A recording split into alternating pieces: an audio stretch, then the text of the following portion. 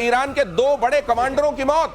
5 दिनों में हुई दोनों कमांडरों की मौत। ईरानी कमांडरों की मौत के पीछे कई दावे हैं। कहा तो यह भी जा रहा है कि 1988 में कोई केमिकल वेपन मारा गया था इजराइल की तरफ से इन दोनों को, एक तरीके से डंक मार के छोड़ दिया गया था, और ये 38 साल बाद भाई लोग दोनों सिधार गए। मतलब ये भी चल रहा है। अब वर्दी पहनने वाला नहीं कोई ईरान में, अब वर्दी पहनने वालों की कमी होती जाएगी। वो कहेंगे हमें सिविल में रखो। नहीं वो अरे सर, वो जैसे पीएफ वगैरह में पैसे जमा कराते हैं तो चक्रवर्ती जो आप कहते हैं ब्याज, ये चक्रवर्ती वाली मार ये तब मारा था 88 में, कहते हैं कोई केमिकल वेपन मारा था, और आज उनकी डेथ हुई है। पता नहीं क्या चक्कर है। ये वेपन के बारे में हम लोग बहुत पढ़ते लिखते हैं। हमें तो कोई मुझको ये भी लगता है गुप्त वेपन है। हाँ, नहीं, हाँ, नाम याद आया दिनेश, ये मोसाद वेपन है। ये मोसाद वेपन है जो 38 साल पहले एस्टैब्लिश हुआ था ईरान में, डंक अब मार दिया है। नहीं, मुझको एक चीज और लगती है सर, कि हो सकता है मोसाद का जब इस तरीके का रौला हो गया है, इतना पूरी दुनिया में वो जाना जाता है, यहाँ कई लोग भाई लोग अपना स्कोर सेटलिंग भी उसकी आड़ में कर लेते होंगे। बगल वाले को टपकाया, हो सकता है मोसाद हो। अब ये हजम नहीं होता कि 38 साल अगर लेड जैसा कोई स्लो पॉइजन भी दे रहे हो भाई साहब, तो 10-15 साल में खेल खत्म हो जाना चाहिए। यहाँ इतने दिनों तक रोक कर अगर जा रहा है कोई 38 साल, तो हो सकता है वहां कहीं आपस में स्कोर सेटलिंग होती है, मोसाद ने कर दिया है। जी बिल्कुल, ऐसा हो सकता है कि मोसाद के नाम का नारियल वहां पे फोड़ दिया हो। लेकिन अब इसके पलटवार में जब मोसाद का नाम चली गया, तो अब देखना कल एक ईरान का या परसों एक ईरान का बैलिस्टिक बयान आएगा। स्टेल्थ आ चुका है, अब बैलिस्टिक बयान आएगा, उसके बाद क्रूज बयान आएगा, सारे बयान आएंगे, ड्रोन बयान आएगा, सारे के सारे बयान ईरान के आएंगे। अब आप देख लीजिएगा कि अब हम छोड़ेंगे नहीं। मेरे बयान बच गए, बता रहे हैं कि आपने चक्रवर्ती बोल दिया सर। अरे चक्रवर्ती तो सम्राट होता है, चक्रवृद्धि था एक्चुअली। हो सकता है ये यहाँ पे जुबान फिसली हो, मर्म समझ रहे हैं हमारे दर्शक। अगली खबर देखिए, अमेरिका ने टीआरएफ को घोषित किया आतंकी संगठन। टीआरएफ ने ही पहलगाम में मचाया था कत्लेआम। आतंकी संगठन लश्कर-ए तैयबा की ही ब्रांच है, the resistance front. Jammu Kashmir में आतंकी वारदातें करता रहा है ये टीआरएफ। अब मुझको एक चीज और लगती है, लश्कर-ए तैयबा वो आ गया फिर जमात-उद-दावा के साथ, आपने सबको, इसको भी बैन कर दिया, इसको भी बैन कर दिया। अब ये आ गया ये टीआरएफ का, फिर से बैन हो सकता है ये उस तरीके से हो जाए। अमेरिका ने तो मान ही लिया। ये इस तरीके के नाम बनाते रहेंगे, बैन होते रहेंगे, लेकिन पर्पस का सर्व होगा नहीं। देखिए मैं आपको बताता हूं दिनेश भाई, सिंपल सी बात है, इसके बैन होने से ठीक है, ये एक बहुत बड़ी डिप्लोमेटिक जीत है भारत की। भारत ने अमेरिका को कन्विंस करा। Congratulations to doctor Jaishankar and team. लेकिन having said that, I would like to say and place on record, इससे कोई फर्क नहीं पड़ता। इससे इसलिए फर्क नहीं पड़ता क्योंकि यही चीज तो लश्कर-ए तैयबा के साथ हो चुकी है। उसने 26/11 कर दिया जो उसको करना था। जैश ए मोहम्मद को पुलवामा करना था, उसने करा। क्या उसके पहले वो प्रोस्क्राइब्ड ऑर्गेनाइजेशन नहीं थी? क्या यूएन और यूएस उसको आतंकी संगठन नहीं समझते थे? समझते थे। टीआरएफ को भी समझ लिया। हमें ये यूएस ने जो करा भाड़ में जाए। हमने क्या करना है ये हमें देखना है। जब हमें पता है कि टीआरएफ के ठिकाने पाकिस्तान में, मैं अक्सर कहता हूं नल जो है ना, इसका नल, आतंकियों का नल ये पाकिस्तान में है। पाकिस्तान में घुस के नल बंद करना पड़ेगा। कश्मीर में ऑपरेशन करने का ज्यादा फायदा नहीं है, लिमिटेड फायदा। दिनेश, इसको भी IWT ट्रीटी टाइप जो इंडस वाटर ट्रीटी है, वहां भी नल बंद करना पड़ेगा। अब ये टंकी ही रोकनी पड़ेगी सर, रोकनी पड़ेगी। और गौरव एक फर्क पड़ेगा जरूर, ये जो जाके मौज करते थे यूएस में, वो मौज नहीं कर पाए। अच्छा, यूएस का ट्रैवल बंद हो जाएगा। और अगर उन्होंने तो सर ये बताइए, द रेजिस्टेंस फ्रंट की जगह ये द रेजिलियंस फ्रंट नाम से आप सामने आ गए। नाम तो नाम बदलेंगे, फिर सामने आ जाएंगे। ये बात है। लेकिन ये बंदे जो उसमें अभी लिस्टेड हो गए हैं, इनका जाना आना बंद हो जाएगा यूएस में। इनका अगर कुछ वहां घर वगैरह है तो फ्रीज हो जाएगा। इतना ही फर्क पड़ेगा। ये तो वहां जाना चाहते हैं सर, यूएस कहां जाना चाहते हैं? नहीं, ये वाले नहीं जाना चाहते। नहीं, यूएस में चाहते हैं। 72 यूएस में थोड़ी मिलती है, तो ऊपर मिलती है सर। लेकिन 72 हूर औरों को भेजेंगे ना, कि मदरसे में रखा है। तो मैं भारतीय सेना से रिक्वेस्ट करूंगा कि ये ऊपर जाना चाहते हैं तो आप व्यवस्था कीजिए। फिर व्यवस्था कीजिए, फिर तो किसी भी नाम से आए व्यवस्था। बहुत बार कह चुके हैं कि प्रीएम्प्शन इज द बेस्ट वे। हाँ, और वो जो आप कह रहे हैं ना सर कि नल बंद होना चाहिए, अब तो सर तारा सिंह टाइप नल उखाड़ देना चाहिए सर। अब और आधे पाकिस्तानी पहनते, अब देखिए जरा, आप देखिए पाकिस्तान, जज्बा देखिए आप। आधे पाकिस्तानी पहनते हैं सेकंड हैंड कपड़े। गैलप और गिलानी पाकिस्तान ने किया सर्वे। वहां का एक सर्वे, ये ग्रुप है गैलप एंड गिलानी, उन्होंने सर्वे में बताया कि 48% पाकिस्तानी पुराने कपड़े खरीदते हैं। सेकंड हैंड बाजारों से स्वेटर, कोट, कुर्ते खरीदते हैं। अब आप ये तो जानते हैं किस तरीके के हथियार खरीदते हैं, वो तो आपको मालूम है। अब ये कपड़े कैसे आप किसी का कपड़ा पहन सकते हैं क्या? सोचिए। और मुझे तो लगता है कि ये किस तरह के कपड़ों पर किया गया है, जो हम अंदर पहनते हैं कपड़े, क्या उस पर भी ये सर्वे? और मैं तो ये कहता हूँ ये निश्चित रूप से वैसे कपड़े भी सेकंड हैंड पहनते होंगे। राम राम राम। हाँ, मुझे तो ये लग रहा है सर। और ये गैलप एंड गिलानी, ये 48% लोग जी सर कैसे पहन सकता है कोई दूसरे का उतरन कपड़ा? पहन रहे हैं। उतरन पहन रहे हैं 48%। अच्छा, लेकिन किसकी? अब पता नहीं सर, जिसकी ये सर ये नहीं, मुझको लगता है सर आधे साल इनके चीन से आते होंगे, आधे साल अमेरिका से आते होंगे, बाकी बचे खुचे समय में तुर्की दे देता हो। जो अंदर की बात कर रहे हो तुर्की से आता है। जो आप बात कर रहे हैं अंदर की, वो मामला तुर्की से आता है, ठीक है। और बाकी जो है वो थोड़े से अमीरी वाले कपड़े अमेरिका से और नॉर्मल वाले चाइना से, जो अमेरिकन ने पहन के फेंक दिया, जो चाइनीज ने पहन के फेंक दिया, और जो तुर्की ने अंदर वाला पहन के फेंक दिया, वो डायरेक्टली पैक करके भेजो as aid package to Pakistan. ये खुद ही कह रहे हैं भाई साहब 48, ये कौन से 48? ये यानी कि हाफ ऑफ पाकिस्तानी पॉपुलेशन उतरन पहन रही है। मतलब ये क्या कहना चाह रहे हैं आप? मैं समझ गया जी। आप ये कहना चाह रहे हैं कि गैलप एंड गिलानी की जगह अगर गैलप एंड सम स्वेट होता या कुछ और होता, गिलानी ना होता उसमें, तो ये 48% की जगह 98% होता। आप ये कहना चाह रहे हैं शायद? ये अगर ऐसा है तो ये अंदर की बात है, आज सामने आ गई है, ये बाहर आ गई है। असल में पाकिस्तान को लगता है सेकंड हैंड की आदत पड़ गई है। सेकंड हैंड सिर्फ कपड़ों तक सीमित नहीं है। पीके श्रीवास्तव सर ये आपको बताएंगे सर। देखिए कपड़े नहीं है तो लंदा बाजार है वहाँ पे। बिल्कुल सर, बिल्कुल बिल्कुल। लंदा बाजार बने हुए हैं ये क्या होता है कराची में, जहाँ ये कपड़े मिलते हैं। ओ हो पूरा बाजार का बाजार है। अच्छा। पूरा पाकिस्तान उसी में घुस लगा हुआ। उत्तरायण इन्होंने बताई ना, उत्तरायण बाकी लोगों की तो आ गई, वो जनरल जो उतारते वो भी तो जाएगा वहीं पर। अच्छा, नहीं तो जनरल भी वहां क्या उतरन पहन रहे हैं? जनरल वो नहीं पहन रहे हैं, वो तो माल सब ले रहे हैं ना। अच्छा। अपनी उतार के अपनी कौम को दे रहे हैं। अब ये कौम जज्बे में है और जनरल उतार के दे रहे हैं। जनरल कब्जे में है। जनरल के कब्जे में आवाम है और कौम यहां जज्बे में है। अगली खबर देखिए, भारत ने हाइपरसोनिक मिसाइल का परीक्षण किया। प्रोजेक्ट विष्णु के तहत डिजाइन मिसाइल की टेस्टिंग। डीआरडीओ ने extended trajectory long duration hypersonic cruise missile यानी ETLDHCM का टेस्ट किया। 11,000 किलोमीटर की स्पीड से अटैक। मौजूदा ब्रह्मोस, अग्नि और आकाश से काफी एडवांस है ETLDHCM। सर ये आने की ये क्या चीज है, क्या बला है, और अब पाकिस्तान इसको कैसे देख रहा होगा? प्रोजेक्ट विष्णु में दिनेश 12 तरह की मिसाइल्स बनेंगी, उसमें से एक ये है।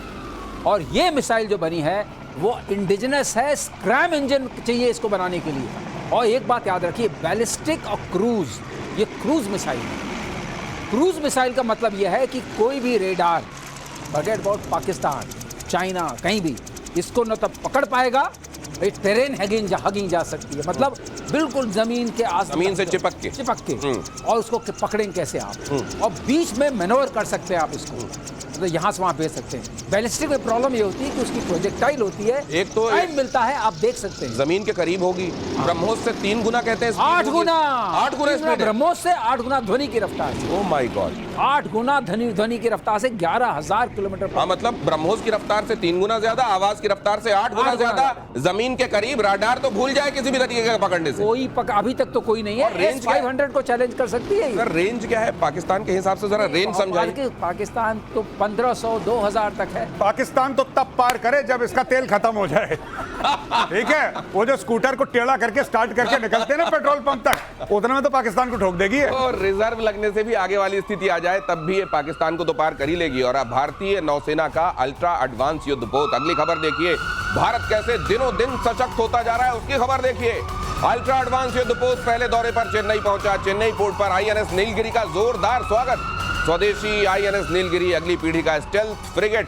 15 जनवरी को पीएम मोदी ने युद्धपोत का कमीशन किया था। आप देख रहे हैं नेवी को हर दिन कैसे स्ट्रांग बनाया जा रहा है। हर एक दिन आप नेवी से जुड़ी कोई ना कोई खबर देखते हैं, और इसकी वजह यह है कि भारत ये समझ रहा है, और ये मेजर गौरव आर्य और पीके श्रीवास्तव हमारे दोनों गेस्ट आपको लगातार ये बताते रहे हैं कि भारत का जो समुद्री तट है उसको पूरा महफूज करना है, और साथ में चाइना की तरफ से हमारे समुद्री इलाकों में आने वाली थ्रेट को आने वाले दिनों, और पाकिस्तान तो है ही, उसका कराची भी हमको लगातार देखते रहना है। सर ये हर दिन जी आपको नया चैप्टर अनफोल्ड होता हुआ दिख रहा है नेवी?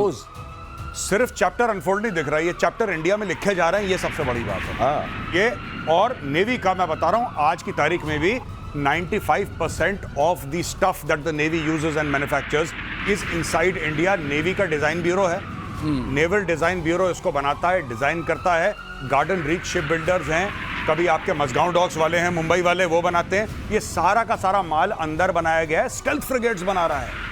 अब देखिए ना, विक्रांत बना दिया कि नहीं बना दिया, तो फिर ये सब क्या चीज है इनके लिए, बहुत बड़ी बात थोड़ा है। So they are making the top platforms in the world for the navy and they are making it in India. ये सबसे बड़ी जीत है। सिर्फ ये नहीं कि नेवी में नया जहाज आया, ये जीत नहीं है कि नेवी में जहाज आया, जीत ये है कि वो it was made in India by an Indian. Bharat की तरफ से बनाया जाने वाला, भारत की ही कंपनियों की तरफ से बनाया जाने वाला, भारत के लिए इस तरीके का एक तरीके से स्टेल्थ फ्रिगेट, दिखाई ना देने वाला फ्रिगेट। सर ये आप तो हमेशा कहते रहे कि नेवी हमेशा से खुद मुख्तार ज्यादा रही है दोनों के मुकाबले, अगर आप आर्मी और एयरफोर्स की बात करते हैं, लेकिन अब ये कहां जा रही है बात? ये जो स्टेल्थ है दिनेश, ये बहुत मुश्किल है समुद्र में, क्योंकि इसका रेडार क्रॉस सेक्शन भी कम होगा और एकॉस्टिक सिग्नेचर भी कम होगा। अच्छा, क्योंकि सोनार से भी नहीं, सोनार से, ये बहुत बड़ी बात है। और ये लड़ाकू शिप है, फ्रिगेट है, और इसके अंदर हमारी, जैसे गौरव ने बोला, ये सबसे बड़ी उन्नत बात यह है कि इसमें अपने देसी सामान लगे हैं, पराकेट भी है और ब्रह्मोस लगे हुए हैं। तो ये 8 ब्रह्मोस है इसके अंदर, 8 मार सकती है, और बराकेट भी 4 हैं। तो इसके अंदर सारी क्षमता जो आप देखते हैं, मारक क्षमता और जाने की क्षमता, जैसे क्या कहते हैं मूव, वो भी अपनी अपनी है। कराची में कैसे सुनी जा रही होगी ये खबर?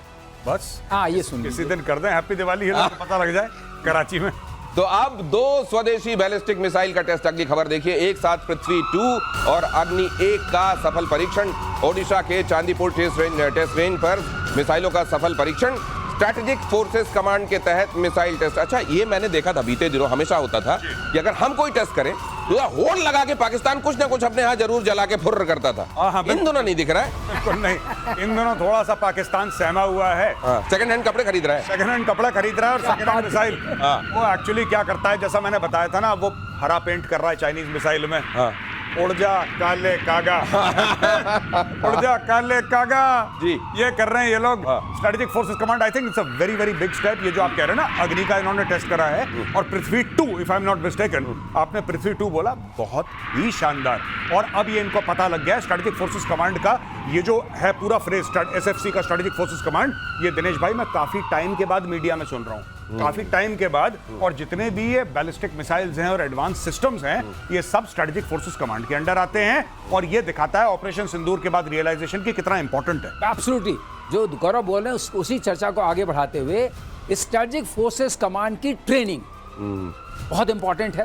उड़ीसा वाले उसमें सर, ऑपरेशन सिंदूर के समय हमारे जो डीजीएमओ थे, वो इसको अब देख रहे हैं सीधे, क्या इसलिए ये चर्चा ज्यादा सुनने में आ रही है? नहीं, इसलिए नहीं। इस तरह की दोनों मिसाइल्स का एक साथ करना, जैसे बाई वन गेट वन वाला आता है मामला। अच्छा अच्छा अच्छा। तो ये भी दिखा दिया कि अग्नि भी चल रही है और पृथ्वी भी चल रही है। तो इसका मतलब strategic forces command is in command of its assets, अपने एसेट्स को कमांड करती है। उसके बाद ट्रेंड लोग हैं, मौका पड़ा तो मारेंगे भी। और चिंता मत करना, पाकिस्तान में अगर तुमको चाहिए तो इसको हम सेकंड हैंड नहीं देंगे, एकदम फर्स्ट हैंड देंगे और एकदम फ्री देंगे, जब भी चाहिए वो बताना। और प्रतिबंध पर नेटो चीफ को भारत का करारा जवाब। हमें पता है हमारी प्राथमिकता, विदेश मंत्रालय ने कहा।